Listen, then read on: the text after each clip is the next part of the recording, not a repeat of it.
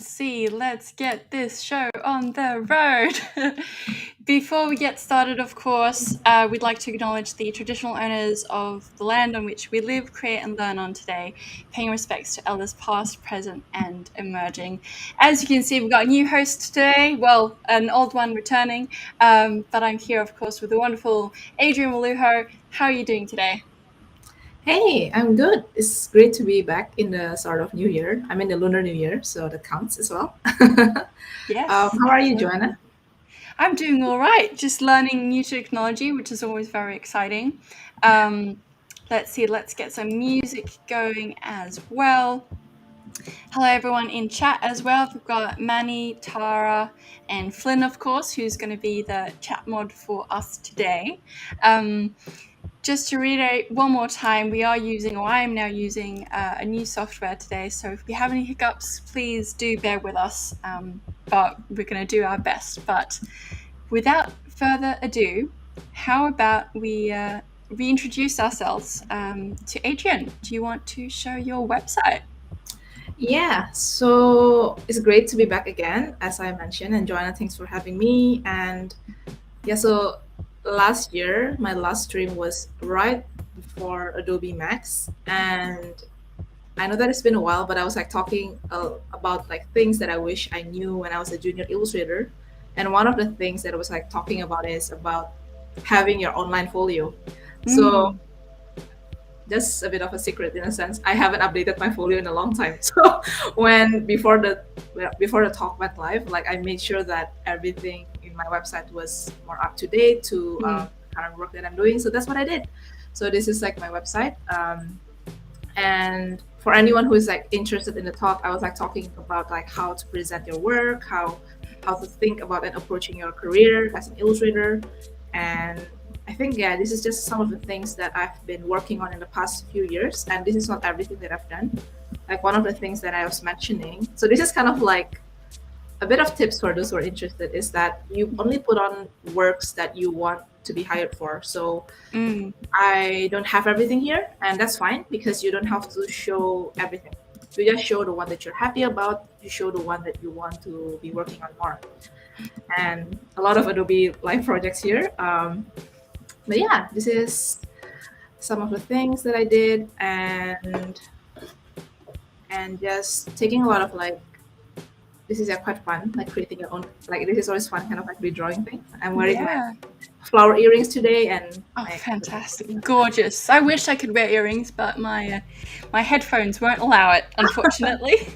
yeah, yeah, headphone. Oh yeah, that's true. I never thought about headphone can also, but headphone has a better audio, so that's I guess that's good. You And win this is some, you lose just some. yeah, and I try to like use a lot of more animation in websites because it's always fun. And yeah, this is just my like Instagram for those who do not know, and just posting like different kind of things. And I did like a fun winter challenge. I know like we're for us in Australia, December is not exactly It's not winter. cold. Very hot, usually. No, it has been actually really really hot in Melbourne. Like I've heard from my friend in Sydney, it's like the temperature is actually quite nice, isn't it? Like 20-ish something. Is it true? Yeah, today it's overcast and it's been raining a little bit. It's raining a lot lately, Oh, but today the weather hasn't been too bad, actually. mm, that's lovely. Like in Melbourne, at 1 week you can have it's really hot, and then like literally the day after it dropped into half of the temperature, Mm. and it's a bit hard to like. I want to keep my winter clothes sometimes, but like sometimes you need them, so it's really confusing. Yeah, Um, weather is unpredictable. But of course, just to let everyone know, if you're tuning in, tune in from Adobe Live, so on behance.net/live. So if you are tuning in from YouTube, I should say, hop on over to Behance because that's where the live chat will be, and that is also where questions can be posted, where I will see them and we can ask them to Adrianne, and also where Flynn, our wonderful mod today, will post any useful links.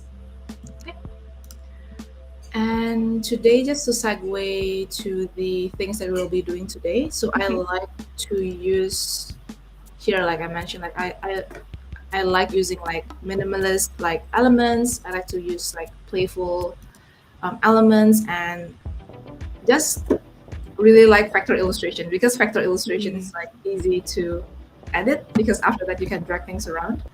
And and yeah, like I think that's what we're doing today is one of the campaign that I did, which is the Spring into Fearless, the Lunar New Year, and which is the year of the tiger. Fantastic. Well, And I do want to ask you what Spring into Fearless means for you, and all those fun questions. But maybe we jump into Illustrator and get started a little bit, yeah, and going into those questions in a minute. yeah, I think one of the things that I've realized for me has been, so this is like, just we're gonna go straight to Adobe Illustrator, and this is like some of the sketches that I did. So just to give you an idea, like this is the final thing, but like the sketches is a bit different. And I think, like as you mentioned, Joanna, like talking about springing into fearless, I think I do have a fear of, like a fear of like not things not working out, fear of trying new things and failing at things, fear of missing out. Like it's like so many different things. Like I feel like some days I feel I'm more driven by fear rather than loving what I do. And it gets tiring. Like, it gets really tiring because like you do a lot of things, but they're not because you enjoy them, but because like you're scared. Oh, I'm worried that if I don't do this, this is going to happen. If I can't do this, this is what's going to happen. And I mean, like what the past few years taught us with COVID-19 is like uncertainty. Like you can't always know what's going to happen, or you can't always plan, and have that plan kind of like foolproof, because like you never really know what's going to come up. And I think when I got like this challenge, like to create like a tiger based illustration, I think this is one of the things that I've been avoiding for a long time, which is drawing animals. I draw a lot of human characters, and even like sceneries I'm fine with that, but animals is like I don't see them a lot, so it's really hard for me to imagine like how their bodies work. And I used to have a friend, and she was like really good at drawing animals. Like she just understand how animals move and everything. But then I'm not like that at all. So Not yet. oh, thank you so much for the encouragement. I think, yeah, that's such an amazing way of looking at things.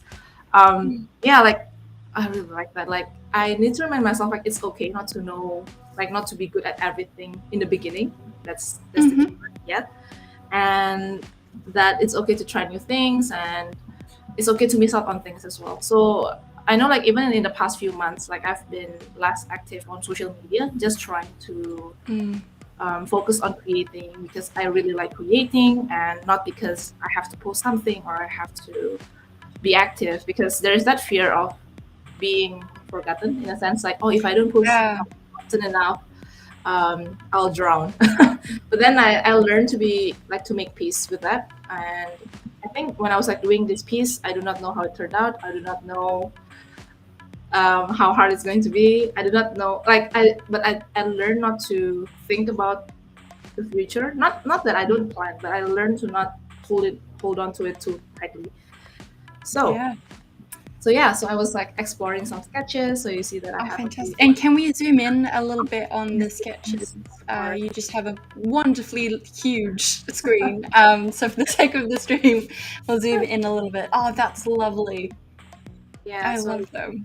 So like just like I think it's the easiest to start small, so you get the idea of the like the composition, the thumbnail, and that's what I did here. And I know that I'm always comfortable like drawing with humans, so I thought maybe okay, so like you'll see like my evolution. It goes from a character, human character with the tiger, and then okay, let's just try the tiger.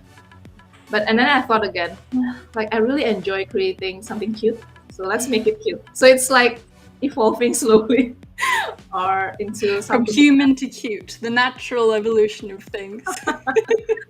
Cute things makes me feel at ease. Like it makes me feel happy. I think like it kind of reminds me of childhood, and where things are just simpler in general.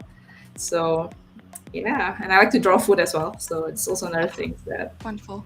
I'm I mean, food is just great. but I think really the connection of recognizing that you enjoy to draw cute or sort of wholesome things kind of meshes really well with, you know, stepping into fearless. Because in my mind anyway, because I see it as a little bit, okay, you recognize what you enjoy to make and sort of endeavor to get better at that and focus on that.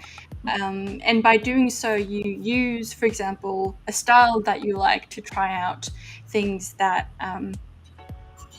you aren't as experienced in. So using a cute style to draw animals. And so in that way, you have sort of the comfort of the style that you enjoy, but you can really explore that and try new things. Yeah, like you put it in a really like perfect way. It's like a right balance between being comfortable enough, but at the same time like exploring and being open-minded to new things, new topics. Yeah, like I think like a lot of people like ask me about like, oh, how do you discover your style? And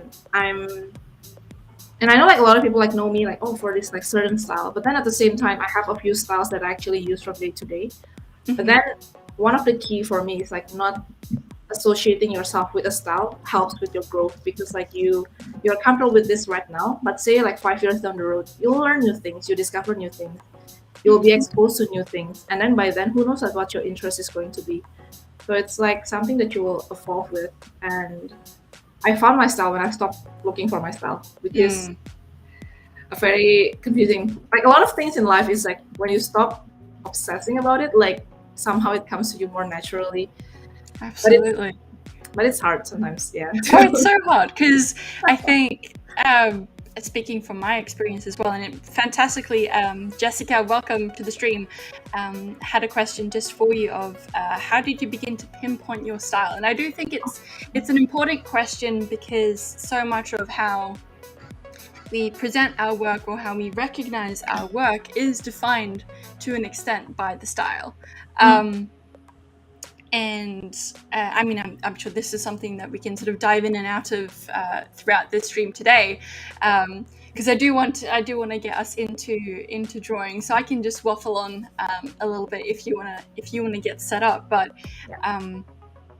something that really is true is, if you try really, really hard to achieve something, on occasion, you know, that actually prevents you from achieving it, because you're so focused on, okay, I got to read these books, or I got to, you know, have something that's unique, or looking at what's on trend. But at the end of the day, what's most important for you to develop your style, as I kind of say, is just to make things. And if you're so caught up with perhaps what to make, or if the way that you want to make is the right way to make it, then you're not going to end up making anything. Yeah.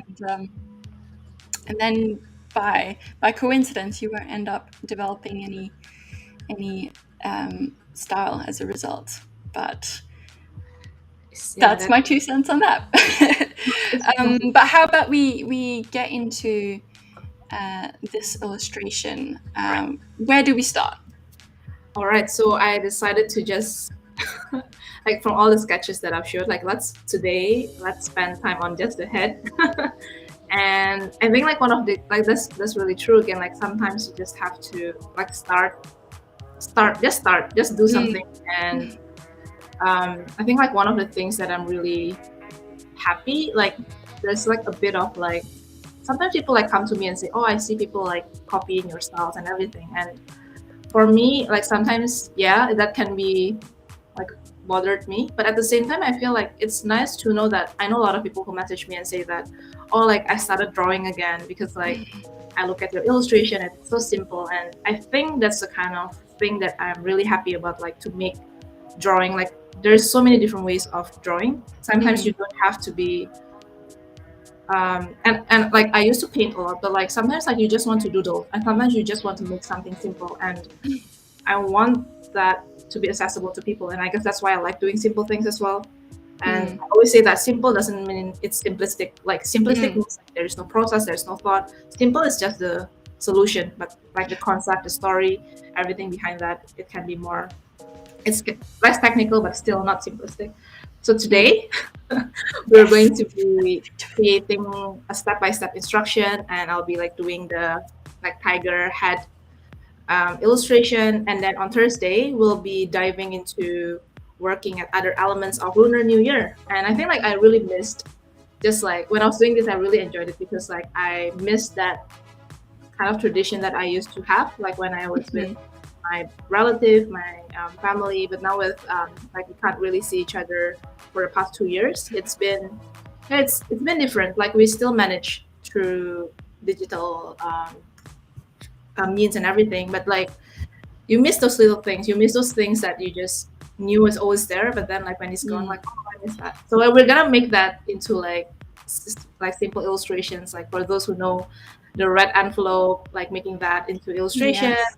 and dumplings. Food is such a big thing. Like you eat more. Delicious. So that's what we're gonna do on Thursday. But today is just the tiger. All right, Yeah. and usually what I do is that I try to break down when I look at like the sketches, like I try to see the different primary shapes that exist there. Mhm.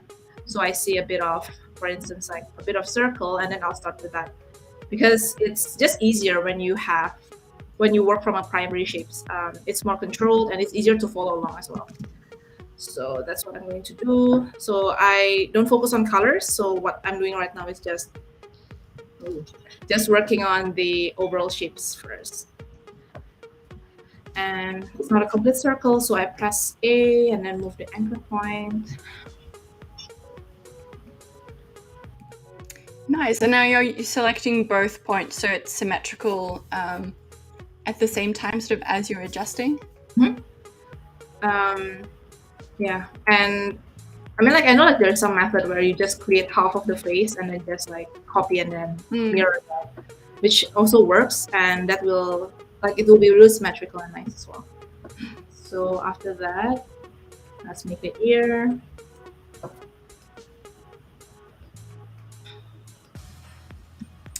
Excellent, because something that we briefly talked about just before we started the stream, and it kind of goes into drawing new things and drawing stuff you aren't as familiar with, and then also with style. So my question, which if anyone else has questions as well, please feel free to post them in the chat, and we'll get to as many of them as we can. But to kick us off, also on my end, we have.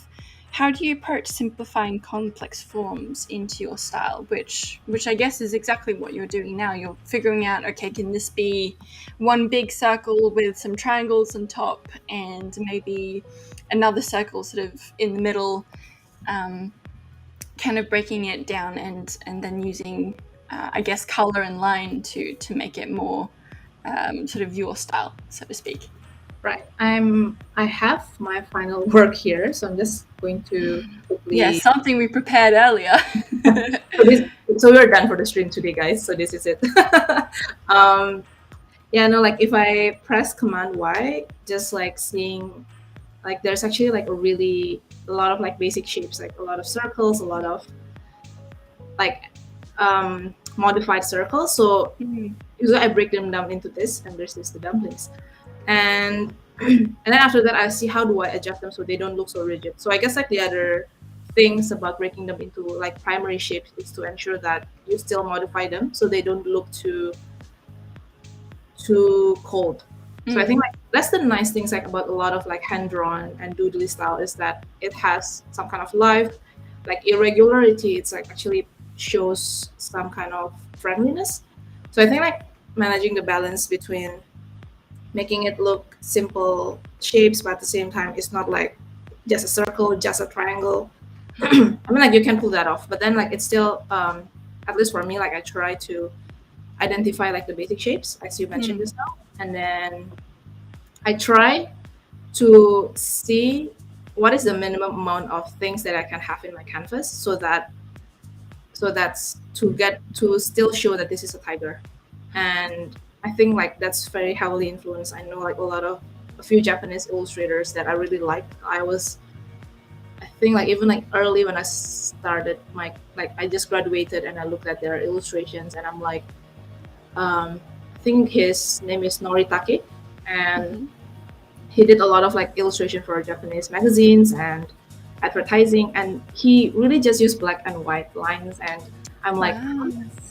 how is he able to convey so much with just so little? Mm. And I thought that's such an interesting way of approaching artworks. Mm. So I think I've always found myself saying it's kind of like a game, like that you are able to create something or convey a story by using such simple or minimal elements. And that's definitely, if people ask me like my inspiration, I definitely would say it was him and a few other illustrators as well. But the way he approaches things is what really inspires me. Yeah. Um, Wonderful. and sorry that I've been a bit slow here because No, it's okay. multitasking. It is first stream of the year. Not for APAC, but Yeah. for you. So we're easing back into it. So here, like this is like a triangle, and then if you press A, you can pull in the rounded corner, so you can actually Mm-hmm. go like that.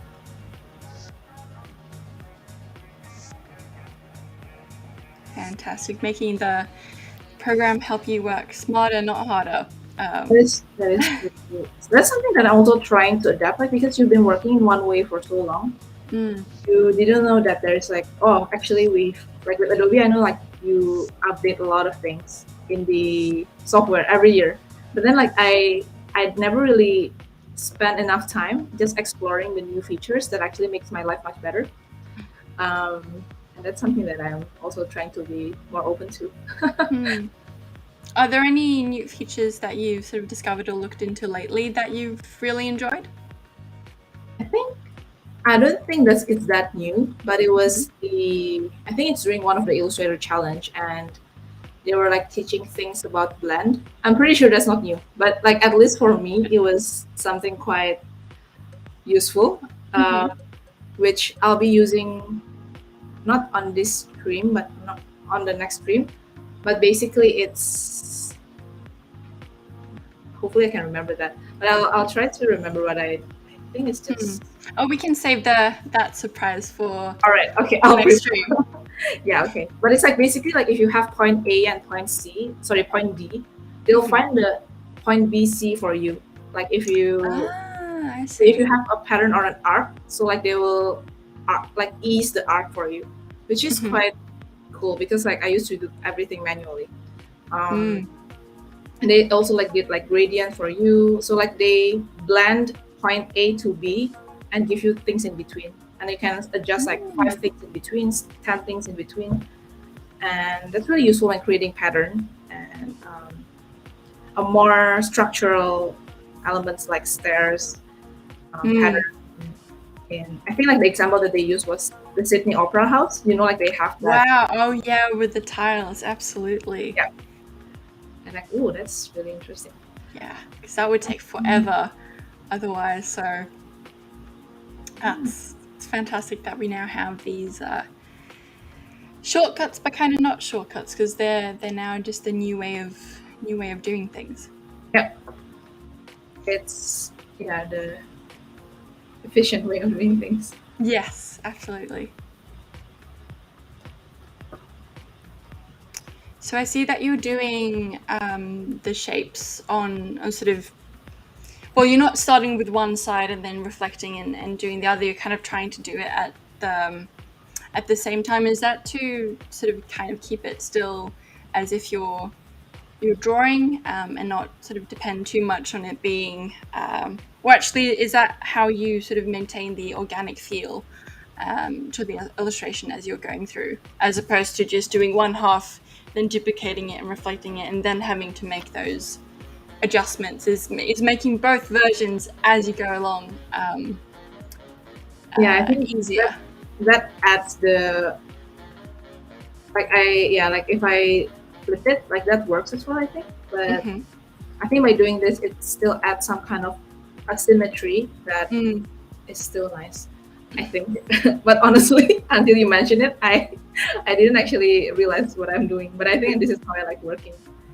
Um, yeah, I remember when I was like doing 3D modeling. Like there was this design that was it was from the movie. I don't know if you've watched like The Rise of Guardians. I have, yes. Yes, and we had to create a like just like a scene from any movie, and I recreated the like North like Santa Claus like place. Ah. It was really cool because like the design of the place is really symmetrical. Like they have like two pillar here and everything, and it was like really hard. But then like I just focused on creating half of them, and then like when I flip it, I feel so happy because at the end it looks so complete. But then in the end, like you still have to add something that is irregular, like for instance, like the painting in the middle, like the texture. So a bit of both is, yeah. Yeah, both is good. Yeah.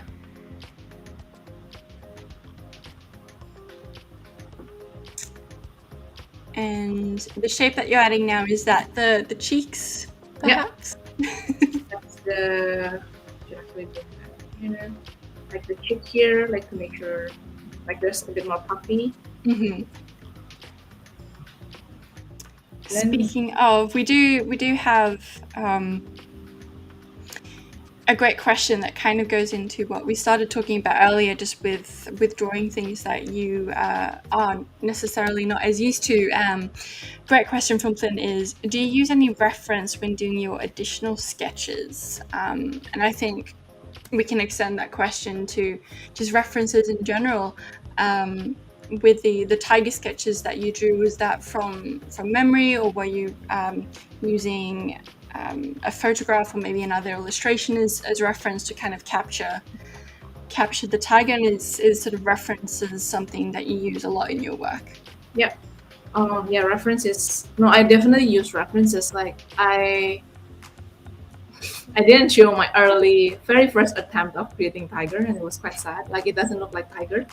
And then I have to look at what makes a tiger. And then what I usually do is like I look at the real thing, and then I try to see how different illustrator in different styles interpret tiger in their own illustration. And I learn, okay, like from all the different styles, what is the use, like the common pattern among all these things? And that's usually the main thing that makes a tiger. If that makes sense. Yeah, no, that makes perfect sense. I am now, I will admit, super curious to see what your first no reference tiger looked like, because I know if I would do that myself, it would not. It would be very cursed, most likely. So, references are fantastic, everyone. I encourage you to use reference in your work, and that, you know, it can be photographic, it can be video, or it could also be doing like master studies of other artists' work and things like that. Because we don't quite realize how little we know. I feel like when we sort of assume like, oh yeah, I can draw that from memory, I got this, and no, you don't got this. We create a new species. Yeah. Oh my goodness. What do you like to draw, like Joanna, usually? Ooh, question for me. I don't. I have a couple of sort of, I guess, go-to objects that I like to draw. I enjoy doing a lot of floral stuff, but doing it in a kind of sort of mystical way. So it could be sort of like fantasy-looking plants and foliage and things like that. Lately, I've been actually creating humanoid mushrooms. So I'm not sure if you're familiar. FIFA on Instagram, they were doing a challenge called Funguary, and so they made a prompt list of different mushrooms, and then the idea is that every day of February, because February, you would draw a sort of humanoid creature character inspired by the characteristics of the mushroom. So that's what I've been doing lately, and that is super fun. And I will actually bring a link to this in chat if you want to check it out, or if anyone else wants to check it out as well. Because so far it's been a super fun challenge, trying to sort of pick what characteristics I keep and everything like that, and learning a lot about mushrooms. They're quite cool. Like, do you actually like have to study about like different kind of like you read up on different kind of mushrooms? Or Yes, I was just using photo reference. Excellent comment here from Flynn.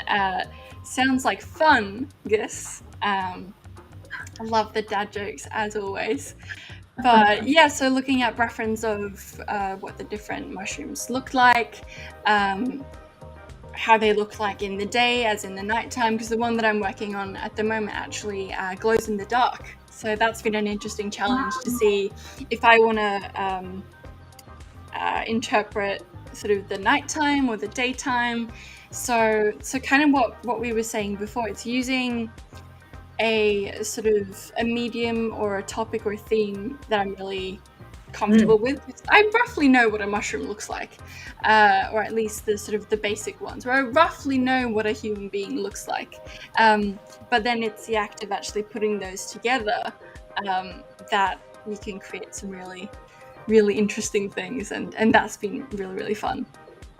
But I haven't been posting it on social media too much, a little bit on Discord, so that kind of brings up another aspect of it. Is I think if I were to be posting these as I'm doing them on social media, I don't know if I would potentially enjoy it as much, or if I would keep up with it as much, because then you sort of you get the reception of your peers and the reception of people that follow you, I guess, of, oh, this is really cool, or this is not as cool as I thought it was going to be.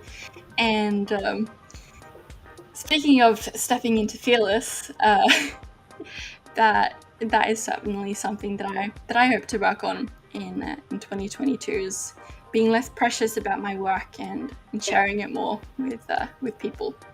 I hear you. Yeah, that's. I think a lot of creative are not struggling, but like, and it's just like struggling with like coming to terms with how things are just so different, like in the social arena, and just like learning. Like in the past, it's about like really showing your work to your friend, and then like, oh, look what I drew, and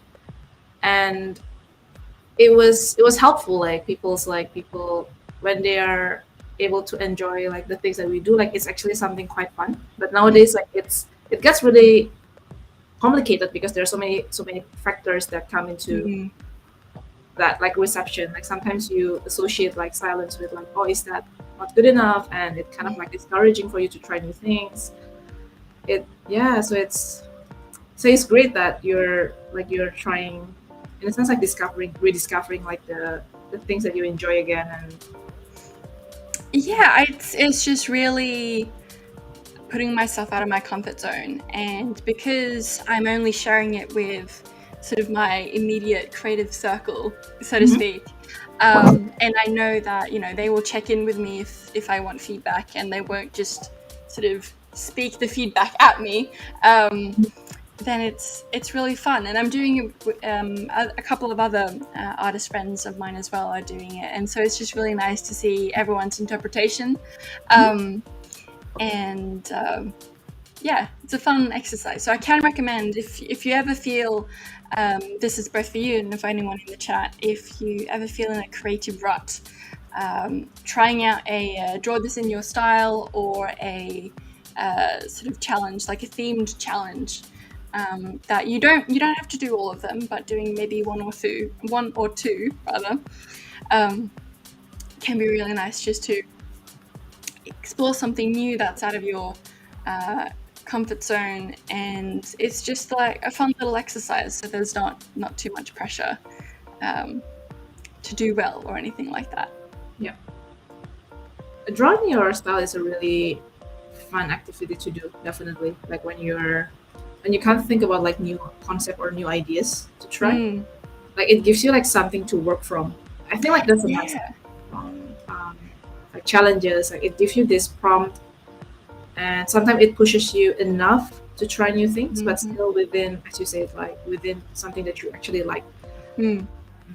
Yeah, and because it's a challenge, you only need to draw like that thing one time, and then you never have to draw it again if you don't want to. That's totally all good, and that's quite freeing as well to know that okay, I'm gonna attempt it, see how it goes. And that's it. If I don't like how it turns out, that's totally fine. Yep. But speaking of sort of the intersection of trying new things and drawing and posting on social media, we have another great question from Flynn, and we are a little over the halfway mark of our stream today. So that's a note for chat and also for you, Adrianne, just in keep in mind with what you want to finish and show us today. But the question from Flynn is, what percentage of illustrations do you publish? For example, how many don't make the Instagram cut? Let's see. Um, for me, I think a lot of sketches, 40%, I think at this point. 40% make it Instagram? Yeah, like it didn't, like I never like share it anywhere, like I guess. Mm. But just like in my digital sketchbook or just like in my sketchbook. I'm like, I even like not just like not publishing my work, but like just happy with like some random sketches, Yeah. and not like sometimes like more focusing on enjoying works, like reading, doing other hobbies. I think like another thing that is hard is also sometimes thinking like I have to keep drawing, and then like you don't have enough inspiration to draw from. So Yeah. so yeah, so like even like you say just now, like with mushrooms, like I was like, oh, mushrooms is like so interesting. I saw like this mushroom growing kit, and I'm like, I wanna grow mushrooms now. it's Yes, let's start the mushroom revolution. Have you seen that documentary about like I mushrooms? have, yeah, Fantastic Fungi. Yes. Finn, if you can, please do. It's a Netflix documentary about mushrooms, and it is delightful. So if you can, please do post that link in chat. Thank you for also It's watching that, great. because like my friend is like so confused, like why am I watching a Like, documentary? what mushrooms? What? It's like, but they're so cool. No, I really enjoyed that, and we've really come a long way with the illustration as well. We've just been talking away. This is looking fantastic. Did you have these colors prepared? Sort of. Did you actually? Let me rephrase this question. Did you source them from the sketches that you did earlier, or do you sort of have a go-to palette of, okay, if I want an orange, or if I want a dark reddish brown, like you already have those sort of at your disposal rather, or were these all just made for this? I think, yeah, like I usually just try on the go, but like for this one, like I've done it before, so like I kind of roughly know the kind of combination. But like usually I honestly, like while I don't have like a specific palette, I still usually go to a similar kind of shade, similar kind of approach. So I think like that's usually what I do. I like using warm colors, like it makes me happy. But like usually like in the time knitting process, like I get the kind of like mood or like the kind of color, and if you remember like in my final stuff, like it's mostly like yellow, red, beige, so it's that kind of color that I'm going to be playing with for this one. Especially it's like Lunar New Year. That's a very Lunar New Year color, red, gold. It's prosperity and fun and festivity, which I really miss somehow.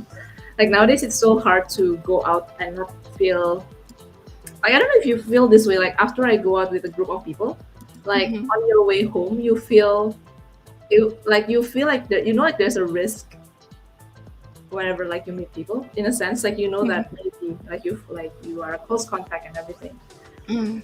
So it's a bit hard. Like sometimes when I watch like Netflix or like I watch movies and I see, there's like scenes of people, like a lot of people in one room, and you're like, Yes. I can't believe that at one point you don't have to worry about like squeezing like with people. It's Yeah. It's crazy. it's surreal, like seeing how current times are represented in the media that we consume, and or even like in the creative work that we make. I think I was watching. I was either watching anime or reading a webcomic, one Oh of the my two, and I saw subtly that the artist had included face masks in it, God. and of course that makes complete sense in sort of the current times. But it was just so surreal to see it be introduced into a medium that had for majority of sort of the story just being, I guess, a little bit of an escape, in the sense that there wasn't the restrictions, or there wasn't sort of the visual presence of what we're going through right now, um, which is a really interesting choice to, I guess, to make, to either include or not include um, in your work, whether you want it to sort of be representative of the time, Mhm. or perhaps a little bit of an escape from the times. Yeah. Um, but now Wow. I feel like I've lost my train of thought. But it is an interesting point to see how it is manifesting in the creative work that we see around us. Yeah, it reminds me like really how a lot of like historical like art and painting, like you can see a bit of what's happening Mm, in the art, like in like what is popular, like what people like in a sense like their philosophy, and it is reflected in the arts. And I guess like it has become like this whole, like this whole global pandemic has, at first honestly I have to admit that I thought like I didn't expect it's going to affect us up to this point. mm, And but like it has become like our new normal in a sense, like it has, like when I think when it goes into our comic and our media, it shows that how it has become really our a new, it's a historical kind of like event in a sense. yeah, Like, absolutely. And I think also to say, and mindful that we do have, I believe, 15 minutes left, so I don't want to prattle on too much about this, but also to see how in media um, we can use it to understand and process what's happening as well. mm, How seeing how, you know, current times are represented as we're living through them, I think is a really powerful thing, because as you said, usually it's when you look back on previous work you see, oh, like, this is how the time was then, but for us we're kind of getting it um, right. live right now, which also is fascinating, amazing, and quite special too. Yeah. I saw just that Flynn posted the overlay prompt if we have any more questions. So as we do have roughly around 15 minutes left, if my calculations are correct. So if anyone here in chat has any more questions for us today, please post them in the chat and we will ask them. But otherwise, what are you doing now? Are you adding in texture, or is it shadow? Oh, it was actually more just changing the this into a more cream color rather than like white. Ah, I see. Yeah, I think like that was really one of the things that I really enjoyed when I was like studying the photograph and like also the work is like the main like, like it's really amazing. I never really paid attention to tiger until I have to draw them, Yeah. and it's just like how like the pattern and everything is like so beautiful. Mm. Yes, like but then like the between the white part and like the orange part of like tiger, like you can really see like there is a nice like gradient. Like Mm. I don't really capture that here, but I just enjoy that different yeah aspect of learning about the new things that I'm drawing. And yeah, like from here Yeah. I add gradient the gradient purpose is more like a shadow, so that it shows like Yeah. or it's not the same plane as the head. So Very let's nice. look at that. No, it is quite cool how creating art or illustrations really encourages you to look more closely at what you're creating, whether that is, at the research or reference stage, or just as you're making it, um, you really have to look. Yeah, Um, yeah, that's a nice way. Yeah. mm. And my mistake, we do have 10 minutes left now, so a little bit shorter than I thought, but we are making great headway now. I'm absolutely loving this little tiger. Does this tiger have a name? Have you named? Not yet, actually. Do you wanna give it a name? Oh, well, I was going to see if chat wanted to give them a name. So if you have any suggestions, chat, of what this tiger can be called, let us know, and we will perhaps pick one by the end of the stream. Yeah. Do you usually like when you draw like characters? Like, do you usually give them names, Joanna? I have kind of started to lately. I don't know if I always did. I'm just, because I've got my journal right here. I'm seeing if I have. Aha, yes, we have right here. So I was drawing some just funky characters, and I created these starry pals. I've named them, and it is just a star called Lucy and a moon called Luna. So I kind of like how it's like Lucy in the sky from the Beatles song, which is a star because stars are in the sky, and Luna, of course, for the moon. So I think it's something that has grown on me. It is, I feel, more wholesome to name your creations, especially if sort of they turn into like a big final piece. Then I do quite like to give them a name, or to give them a bit more of a story, Right. I suppose. But yeah, it's not really something I've always done. How about you? Do you name your characters or your creations?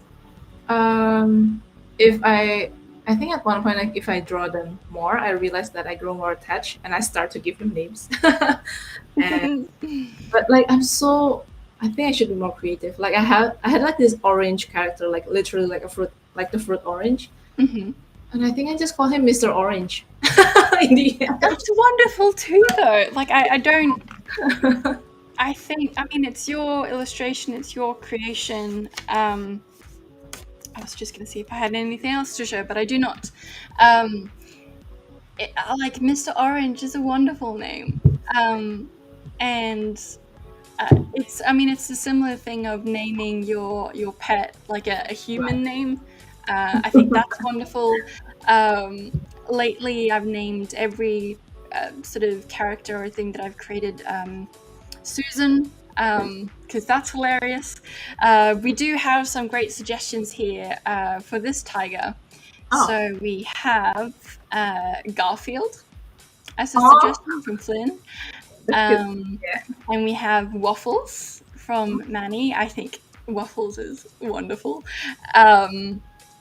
And from Joe, we also have Mango Chutney.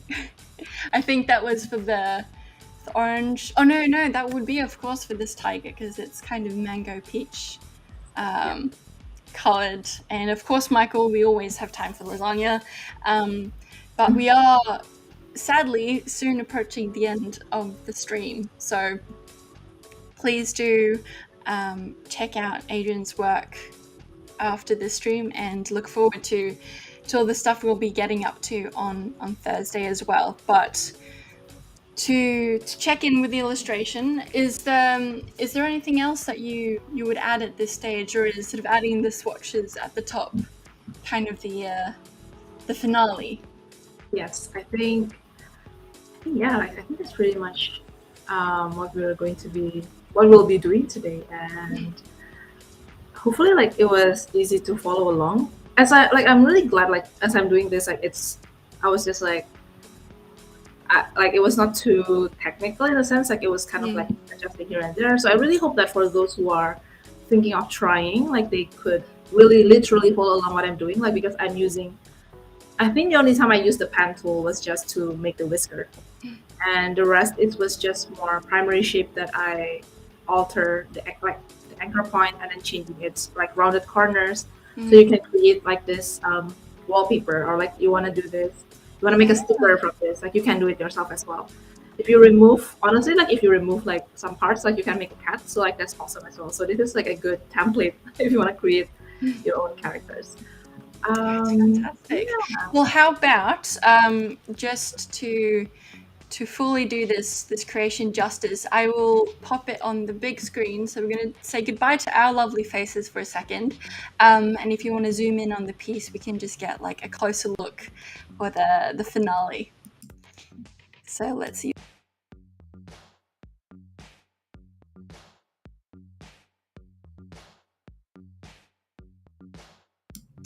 And then we'll bring us back. Let's see. Excellent. Now, you did mention a little bit at the start, and I will just do a revisit. So, what will be what? Goodness me! What will be? One more time. What will we? There we go. Be getting up to on Thursday. Do you want to do a quick show and tell of what we're going to do there? I think we have time. Right. So, thinking like this Friday, because not Friday, sorry, Thursday. Oof, Thursday, yes. Yes, I'll be here on Thursday. I'll be doing Excellent. So will I. I'll be like we were working on. I'll think about like some of the elements that I could think of, like with Lunar New Year. So what I actually did was like I create like this like stamp. I think one of the things that I was at one point really want to make is how nice it is if we can print our own stamp, and then like when we sell things, we can have our own like legit stamp. Yeah. You can actually. You can? Yeah, I checked this the other day, and I don't mean to derail, but if you go on I think it's Oz Post, you can get your own designs or own photographs as stamps. So that is definitely something to look into outside of the stream, because I would love to use your stamps on my letters that I'm definitely sending. That's like so. Oh, I didn't know that. I should check that out. Like, yeah, imagine like how nice it is. Like, you can't really see people, but then you can send them letters on like these different occasions with your own drawings. It's kind of like Christmas card, but then like even like your stamp is also personalized stamps. Yeah, will be like I created like all these strings, like mandarin oranges, like these lanterns. I used the black feature last time. Oh, nice. Yeah, so I think I just added this, and then they just like this is like quite simple, but they created this that fits this and this. So like it divided perfectly. But yeah, we'll do like a bit of like demo on the blend tool, and I need to remember that in our next stream. And just kind of like creating like all the small things and arranging them into like one sheets where you can, if you have like a printer, you can cut them, die cut them, and then you can create your own sticker sheets. Fantastic. So we're gonna be doing next time. That will bring us to time. Thank you so much for joining us and showing us step by step how to create this absolutely adorable tiger. I think, if I may make the executive decision, they're called waffles. I'm sorry, I will not be taking questions at this time. So once again, everyone, we will be back same time, same earlier time on Thursday to do more fun, exciting, stunning, gorgeous, wonderful, brilliant illustration with Adrianne Walujo. So without further ado, thank you very much, Adrianne. Thank you, Joanna. See you on Thursday, guys. Bye, everyone.